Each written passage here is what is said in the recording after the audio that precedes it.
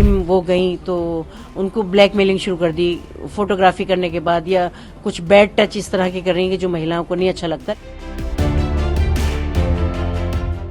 उत्तर प्रदेश महिला आयोग ने राज्य में महिलाओं की सुरक्षा को बढ़ावा देने के लिए नए दिशा निर्देश जारी किए हैं। इन निर्देशों के तहत अब बुटीक सेंटर्स पर महिलाओं के कपड़ों का माप पुरुष दर्जी नहीं बल्कि महिला दर्जी ही लेंगी।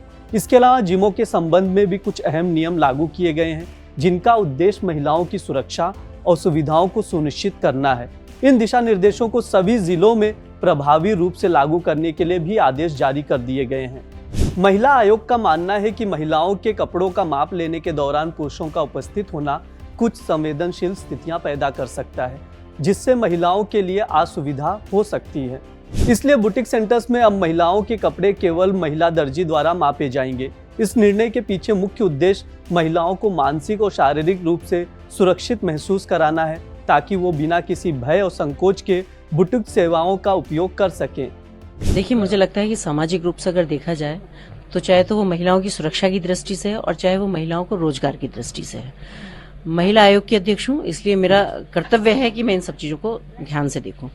तो ये है कि इसमें मैंने दिया है कि जो महिला जिम है, क्योंकि दूसरा क्या है कि वो एक शिकायतों के तौर पे भी मैंने लिया है, क्योंकि समाज में जाती हूँ तो मुझे सारी शिकायतें, जैसे मैंने सुनवाई के लिए भी भेजा, या आए दिन मेरे घर में ये सारी चीजें शिकायतकर्ता आते रहते हैं कि भाई जिम वो गई तो उनको ब्लैकमेलिंग शुरू कर दी फोटोग्राफी करने के बाद, या कुछ बैड टच इस तरह के कर रही हैं कि जो महिलाओं को नहीं अच्छा लगता, लेकिन वो कह भी नहीं पाती अपने परिवार में, क्योंकि उनके पास कोई ऑप्शन नहीं होता है और फिट रहना चाहते हैं। ये सबका अधिकार है, तो जिम जाना भी जरूरी है, क्योंकि आज के टाइम में आपको पता है कि जिम भी एक नेसेसरी जगह है, क्योंकि कोई इतना हमारे पास आजकल फिजिकल वर्क नहीं है। तो उसके बावजूद भी इस तरह का शोषण अगर जिम में जाके होता है तो महिला कहीं ना कहीं मानसिक रूप से परेशान होती है। मेरा सिर्फ इतना अनुरोध है कि ट्रेनर रखें आप, लेकिन महिला ट्रेनर भी जरूर होना चाहिए किसी भी जिम के साथ।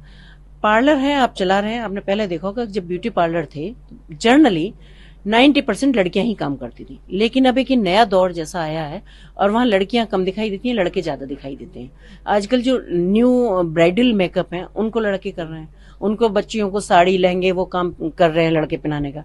तो वहां से भी जो शिकायतें होती हैं, और आए दिन ये घटनाएं घटती हैं कि कुछ भी गलत महिलाओं के साथ हो सकता है या हो रहा है, जो शिकायतें मेरे पास आ रही हैं। बस मेरा ये कहना है कि पार्लर में भी आप लड़के रखें, जिसकी मर्जी हो वो लड़कों से कराएं, लेकिन उनको ये अपनी स्वेच्छा से मैं करा रही हूँ ये ऐसा लिख के देना होगा, या अपनी स्वेच्छा से मैं ये एक्सरसाइज किसी लड़के की ट्रेनिंग में कर रही हूँ ये उनको लिख के देना होगा, जिसके लिए हमारा शासन या हमारा प्रशासन जिम्मेदार ना हो।